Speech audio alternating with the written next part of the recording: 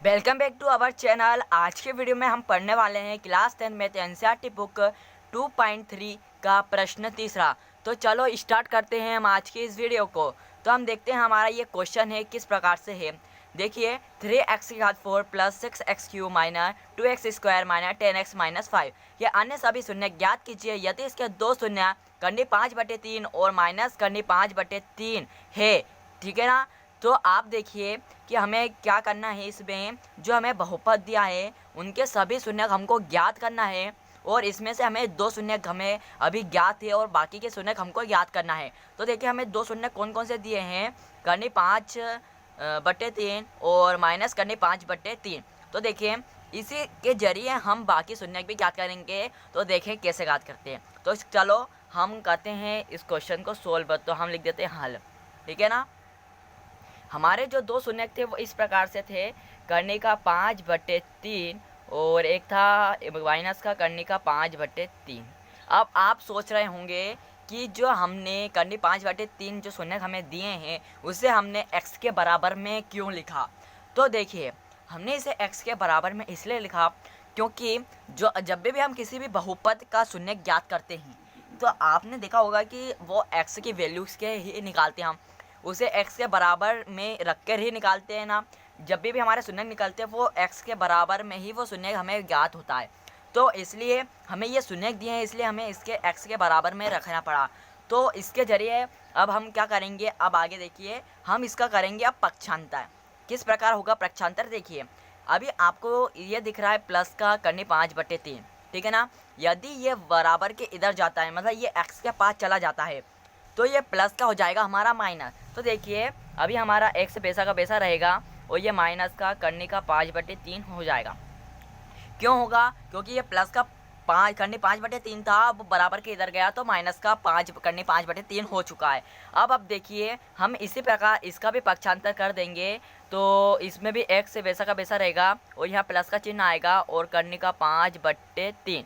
हमने इधर प्लस का करा क्योंकि हमारा माइनस का था, तो जब बराबर के इधर गया तो माइनस हो गया हमारा प्लस।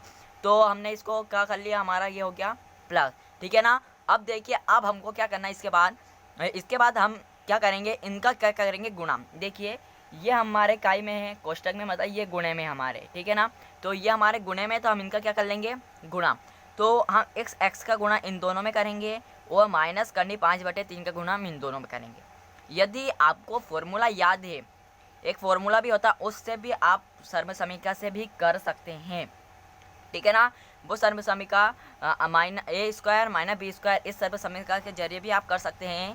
पर वो सर्व समीकरण आपको याद नहीं है तो भी मैं आपको बताता हूँ, आपको इस तरह से करना है। देखिए इस x का गुणा आप इन दोनों में कर दीजिए और माइनस करने 5/3 का गुणा आपको इनमें कर लेना है। तो देखिए हम x का गुणा यदि इस x में करेंगे तो हमारा x² आएगा।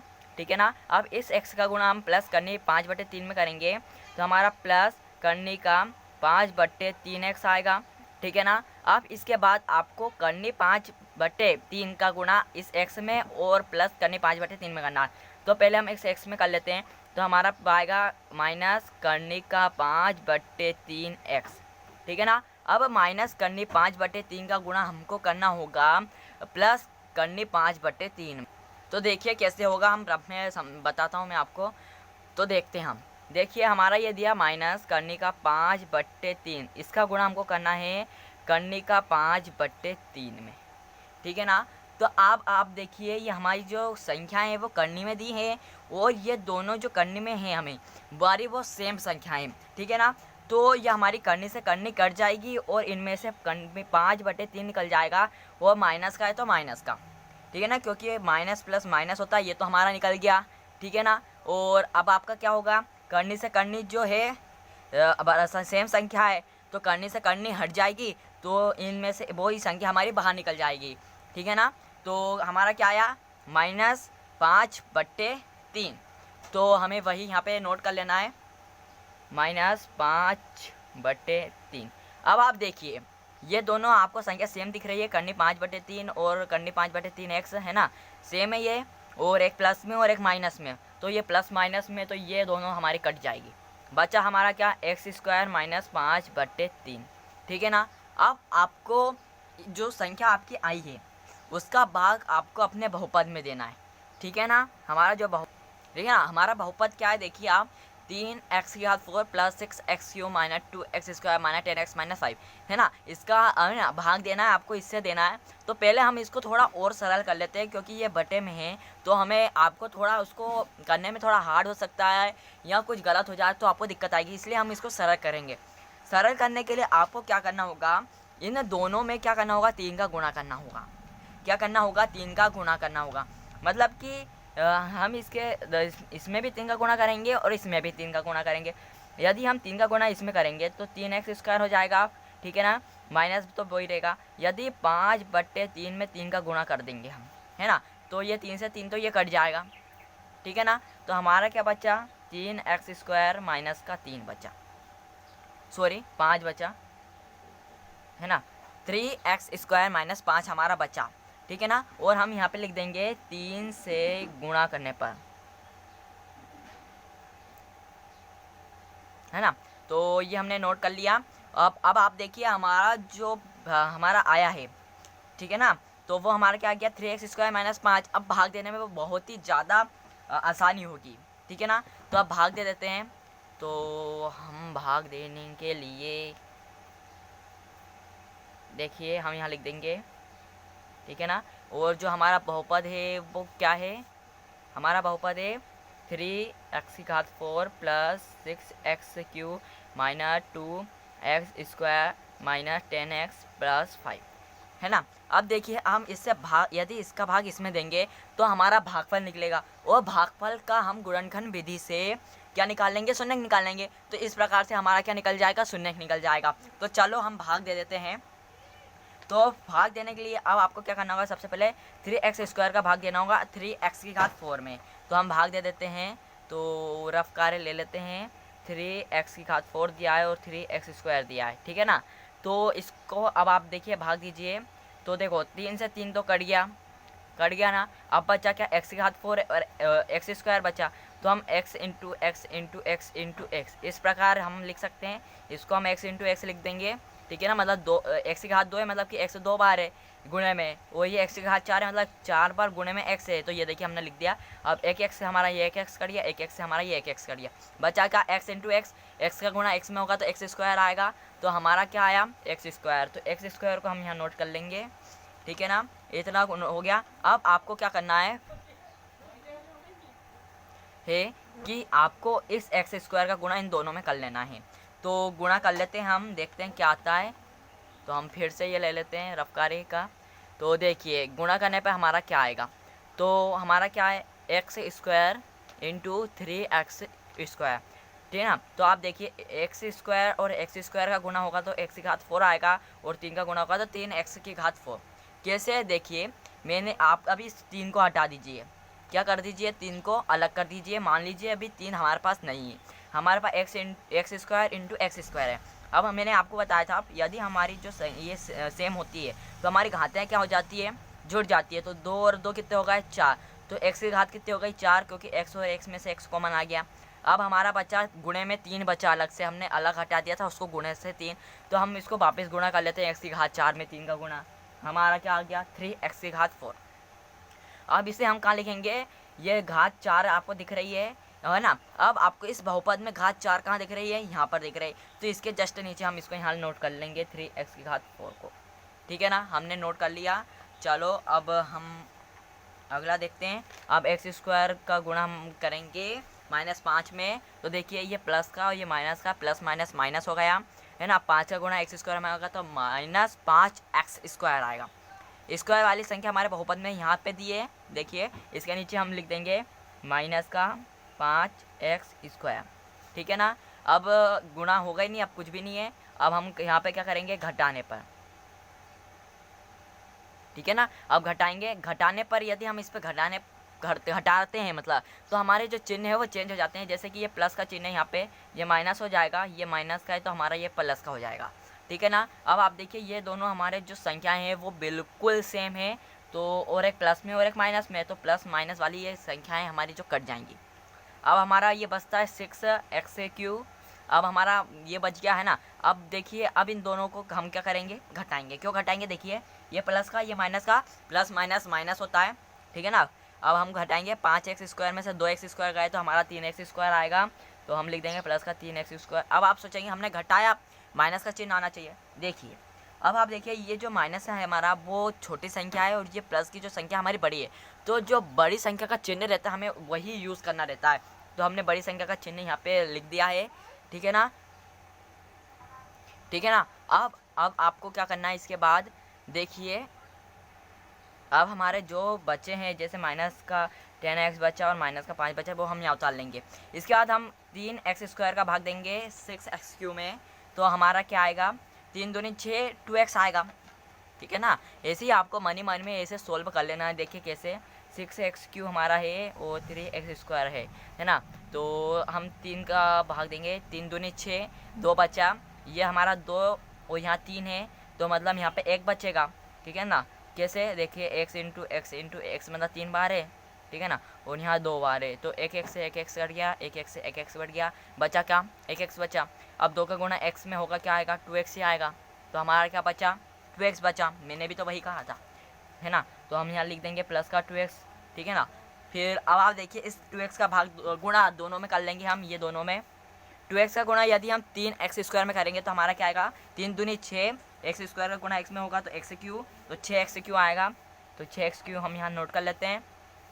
अब 2x का गुणा -5 में होगा तो माइनस प्लस माइनस माइनस हो जाएगा, 5 दूनी 10, 10x आएगा, ठीक है ना। अब इस पे घात x की घात मतलब 1 है, ठीक है ना। तो यहाँ पे भी देखिए यहाँ पे हमारी घात 1 वाली है, तो हम यहाँ पे लिख देंगे माइनस का 10x, ठीक है ना, हो गया। अब इसके बाद फिर हम वही करेंगे घटाने पर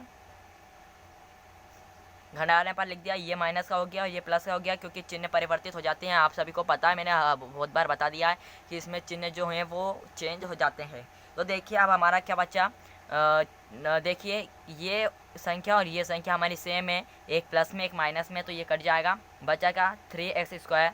अब आप देखिए ये भी हमारा दोनों सेम है, एक माइनस में एक प्लस में, तो ये भी कट जाएगा, बचा क्या माइनस का 5, ठीक है ना। अब 3x² का भाग 3x² में देंगे तो 3x से 3x² कट जाएगा, बचा कितना, सिर्फ 1 बचा, ठीक है ना, क्योंकि देखिए ये दोनों संख्या सेम है, यदि हम इसको बटे में करेंगे तो पूरा कट जाएगा, तो बचा सिर्फ हमारा 1, वो भी प्लस का, ठीक है ना। अब आप देखिए इस 1 का गुणा आपको इन दोनों में कर लेना है, तो हमारी वही संख्या आएगी सेम टू सेम, तो हम वही यहाँ उतार लेते हैं 3x² - 5, क्योंकि 1 का गुणा जिसमें भी होता है वही संख्या आती है, ठीक है ना। अब हम यहाँ पर फिर से लिख देंगे घटाने पर।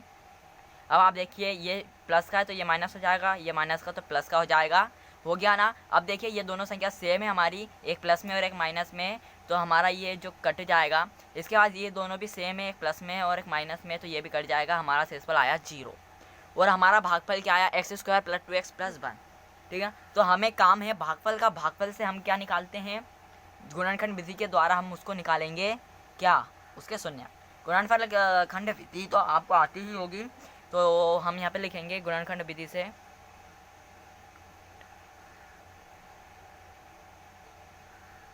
ठीक है ना।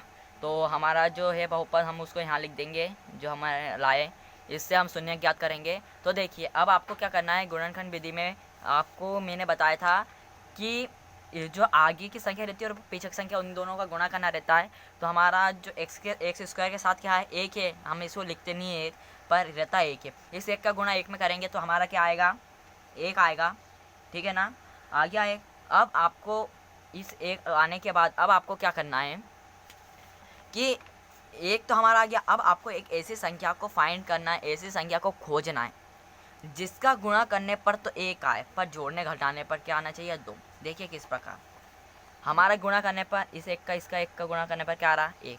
अब हमको एक ऐसी संख्या को ढूंढना है जिनका गुणा करने पर तो हमारा 1 आए, और जोड़ने और घटाने पर क्या आना चाहिए, ये वाला 2 आना चाहिए, क्योंकि ये गुणनखंड विधि का रूल है। तो देखें एक ऐसी कौन सी संख्या है जिनका गुणा करने पर 1 आ रहा है, तो 1 × 1 है, जिसका गुणा करने पर 1 ही आ रहा है, और कोई सी संख्या है क्या, नहीं। अब 1 में से 1 को घटाएंगे तो 2 तो आएगा नहीं, यदि 1 में 1 को जोड़ेंगे तो क्या आएगा, 2 आ जाएगा, मतलब कि हमको चाहिए था 2, आ गया 2। क्या करने पर आया, 1 +